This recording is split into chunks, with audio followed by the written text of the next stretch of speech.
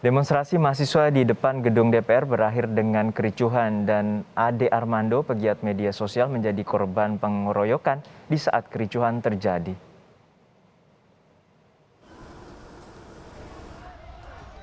Senin siang, mahasiswa menepati janjinya berunjuk rasa menuntut politikus DPR dan para elit politik menghentikan rencana perpanjangan masa jabatan presiden. Tuntutan di bawah saat aksi pada tanggal 28 Maret 2022 dan 12 tuntutan lainnya. Saat membacakan tuntutan, pimpinan DPR mendampingi pimpinan lapangan mahasiswa saat berorasi. Menjelang sore, tiba-tiba sekelompok massa di tengah massa mahasiswa yang berunjuk rasa memancing kericuhan. Sehingga polisi membubarkan unjuk rasa mahasiswa dengan tembakan gas air mata. Dan di tengah kericuhan, pegiat media sosial Ade Armando dipukuli sekelompok orang. Ade yang juga dosen komunikasi di Universitas Indonesia muncul di tengah mahasiswa memantau unjuk rasa. Namun setelah menjauh dari kerumunan mahasiswa, tak berapa lama Ade dikelilingi sekelompok massa yang selanjutnya memukuli Ade. Sejumlah mahasiswa yang melihat peristiwa ini berupaya menyelamatkan Ade yang ada di tengah pengeroyokan. Polisi langsung membawa Ade Armando ke rumah sakit karena mengalami luka serius di kepala. Para pengeroyok kini diburu polisi. Kondisi Ade Armando cukup memprihatinkan. Beliau terluka di bagian kepala. Untuk para pelaku, kami sudah mengidentifikasi kelompoknya sekaligus orang-orangnya. Unjuk rasa mahasiswa Senin siang hingga petang terjadi karena selama 3 bulan rencana memperpanjang masa jabatan presiden muncul di publik. Mulai dari menteri hingga pimpinan partai politik yang menyuarakan perlunya jabatan presiden diperpanjang. Wacana kekuasaan ini muncul di tengah masalah masyarakat dengan naiknya sejumlah barang termasuk minyak goreng dan kelangkaan bahan bakar minyak. Pimpinan dan elit PDI Perjuangan, partai pemenang pemilu 2019, kesal karena menteri yang menyuarakan perpanjangan masa jabatan presiden malah tak muncul saat demonstrasi mahasiswa. Sejak disuarakan di awal 2022, PDIP bersikap tak mendukung rencana itu. Jadi kemarin seperti bentuk dari ekspresi kekesalan karena ada distorsi informasi dan spekulasi yang dikhawatirkan oleh presiden masih masuk akal kalangan peserta demonstrasi. Jadi manuver-manuver yang terjadi mengindikasikan bahwa spekulasi itu ada dasarnya. Itu sebabnya memang dibutuhkan ketegasan, tidak bisa ditafsirkan lagi pernyataan presiden harus lebih tegas gitu. Suara masyarakat yang dalam jajak pendapat mayoritas menolak perpanjangan masa jabatan presiden seolah tak didengar elit politik. Demonstrasi adalah tuayan elit politik yang ingin menguji suara dukungan terhadap perpanjangan jabatan presiden. Playing with fire, mau cek ombak yang datang malah tsunami. Ini belum apa sebenarnya. Kalau misalnya terjadi setelah bulan Ramadan, gelombang demonstrasinya bisa jauh lebih besar. Karena dari data survei kisaran yang menolak itu 70%, bahkan di kalangan pengguna media sosial itu hingga 90% mereka yang menolak penundaan atau 3 periode. Sehari sebelum demonstrasi, Presiden Joko Widodo memang sudah menyatakan pemerintah tak punya rencana memperpanjang masa jabatan setelah 2024. Isunya beredar di masyarakat bahwa pemerintah tengah berupaya untuk melakukan penundaan pemilu atau spekulasi mengenai perpanjangan jabatan presiden dan juga yang berkaitan dengan soal 3 periode. Karena jelas bahwa kita telah sepakat pemilu dilaksanakan tanggal 14 Februari dan pilkada dilaksanakan nanti di November 2024. Sudah jelas semuanya. Namun, unjuk rasa tetap terjadi hingga menimbulkan korban. Akibat ulah elit politik, Presiden kini harus lebih bisa meyakinkan masyarakat terhadap pernyataannya tak ada niat memperpanjang masa jabatan. Tim Liputan Kompas TV. Arus mudik ini bisa di luar. Sudah ada rekan kami Triksi Valencia di Rumah Sakit Siloam Jakarta yang memantau terkait dengan kondisi terkini dari pegiat media sosial Ade Armando. Triksi, hingga siang hari ini bagaimana kondisi dari Ade Armando setelah dirawat sejak Senin malam?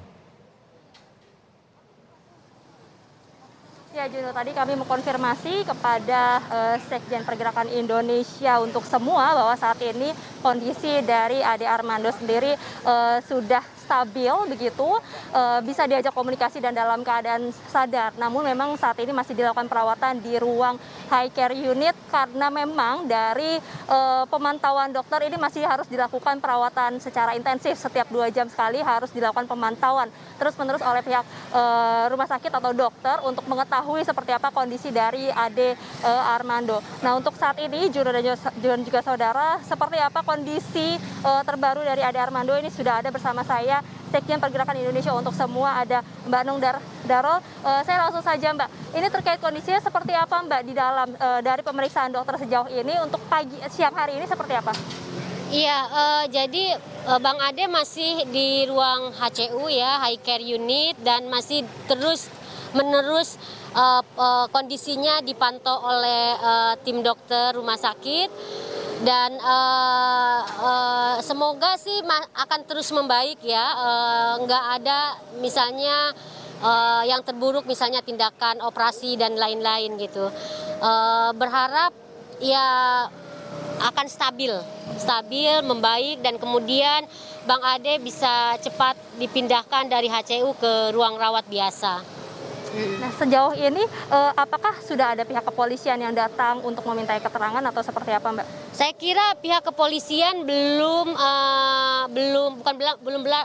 berani ya, tapi belum tega juga untuk bertanya-tanya soal kasus ini ya, karena memang sekarang semuanya sedang fokus kepada pemulihan dari Bang Ade sendiri kan. Jadi kalaupun misalnya ada koordinasi dengan pihak kepolisian itu lebih kepada dengan tim medisnya gitu. Jadi kayak tadi misalnya mungkin teman-teman lihat ada tamu dari kepolisian gitu ya, itu bukan untuk bertanya-tanya soal kasus, tapi lebih kepada beliau dari tim kedokterannya gitu, tim dokternya gitu. Jadi belum ada dari kepolisian yang bertanya-tanya untuk kasusnya gitu. Kalau dari Bang Ade sendiri atau mungkin dari pihak keluarga sendiri terkait insiden ini, apakah memberikan tanggapan sesuatu begitu, Mbak? Ya, tentu saja dari pihak keluarga sendiri kan sangat terpukul ya. Bang Ade juga meskipun orang yang sangat kuat, juga pasti sangat terpukul. Tetapi kalau buat Bang Ade pribadi, saya ngelihat justru Bang Ade itu malah membuat dia semakin termotivasi dan semangat gitu. Jadi malah tidak memadamkan semangat atau perlawanan yang dia lakukan selama ini, yang mungkin itu perlakuan atau penyerangan yang kemarin dilakukan oleh para penyerang itu kan maksudnya buat meneror atau buat mengancam Bang Ade supaya diam, tapi itu Bang Ade tidak akan lakukan oleh Bang Ade. Jadi salah banget kalau para penyerang itu ingin membungkam Bang Ade dengan melakukan cara-cara seperti itu. Sementara dari pihak keluarga tentu saja berharap bahwa para pelaku penyerangan, karena kita ini di negara hukum, harus secepatnya ditangkap, diproses siapapun itu gitu, termasuk ibu-ibu yang memprovokasi di awal itu. Meskipun mungkin dia tidak melakukan pemukulan, tapi dia karena memprovokasi, mengajak orang datang untuk memukuli Bang Ade, itu pun harus ditangkap. Itu yang disampaikan pihak Mbak Nina ke saya, termasuk itu siapapun harus ditangkap dan diadili gitu. Itu. Sejauh ini masih belum bisa dapat dimintai keterangan ya, Mbak. Kalau untuk menjenguk, apakah memang sudah ada kerabat dan sahabat-sahabat lain yang sudah datang untuk menjenguk, Mbak? Karena Bang Ade posisinya masih di ruang HCU, jadi sangat-sangat terbatas ya. Untuk keluarga aja sangat dibatasi, jadi bisa dibilang hanya keluarga inti.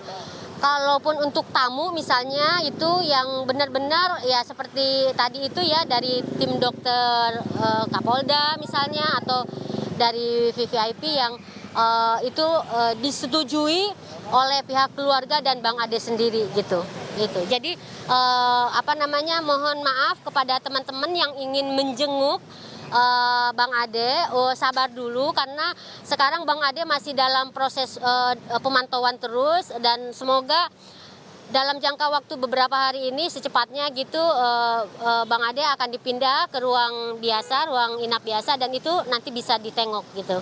Ya. Terakhir Mbak Nung, berarti ini apakah dari pihak kedokteran ini melakukan tindakan serius terhadap Pak Ade Armando? Mungkin mengingat kemarin juga lukanya cukup parah ya yang disebutkan oleh dokter. Tim dokter di rumah sakit ini sangat serius memperhatikan dan melayani Bang Ade ya. Dari sejak awal ketika masuk ke UGD responnya sangat cepat. Semua pemeriksaan dilakukan dari mulai kepala sampai kaki itu dilakukan. Jadi sangat cepat sekali. Terus menerus laporan ke pihak keluarga untuk setiap perkembangan kesehatannya gitu. Jadi tim rumah sakit di sini bukan menyajikan Bang Ade itu dokter-dokter terbaiknya. Itu kita terima kasih banyak sekali kepada pihak rumah sakit, dan tentu saja mungkin juga kepada pihak aparat yang kemarin sempat menyelamatkan Bang Ade ya, waktu Bang Ade diserang itu gitu, dikeroyok itu. Jadi untuk saat ini kondisinya bisa dikatakan terus membaik dan stabil ya Mbak? Semoga terus membaik karena masih terus diobservasi. Kita belum tahu, ini belum 24 jam. Jadi masih terus-menerus dipantau. Tapi yang jelas kan Bang Ade belum boleh misalnya duduk, belum bisa ya. Nah, dia masih tetap berbaring gitu, tapi ngobrol udah bisa gitu. Artinya dan semoga itu kondisi seperti itu stabil lah, bertahan terus gitu. Jadi jangan sampai ada tiba-tiba kejadian apa gitu, jangan sampai gitu ya. Semoga tidak seperti itu gitu ya. Terima kasih Mbak Nung untuk waktu dan informasi untuk Kompas TV. Ya, saudara, terkait insiden ini memang kepolisian sudah mengatakan bahwa mereka akan menindak serius terkait siapapun yang memang melakukan tindakan pidana, dan kemarin juga disebutkan oleh Kepala Divisi Humas Polri yaitu Inspektur Jenderal Dedi Prasetyo yang mengatakan bahwa kasus ini ditangani oleh Polda Metro Jaya, dan saat ini pun Polda Metro Jaya juga sudah mengidentifikasi terkait pelaku penganiayaan. Sudah ada 4 orang yang sudah teridentifikasi dan dikatakan memang dilakukan penangkapan pada malam kemarin. Namun untuk informasi lebih lanjut, Juno dan juga saudara, tentu ini kami masih harus menunggu informasi resmi dari pihak kepolisian. Apakah memang sudah ditangkap 4 orangnya dan sudah dilakukan pemeriksaan, atau sampai saat ini memang sudah ada lagi pelaku-pelaku lainnya yang sudah teridentifikasi untuk dapat dilakukan proses hukum terkait insiden yang menimpa atau dialami oleh Ade Armando. Juno. Baik, terima kasih atas laporan lengkap Anda, Triksi Valencia dari Rumah Sakit Siloam, Jakarta.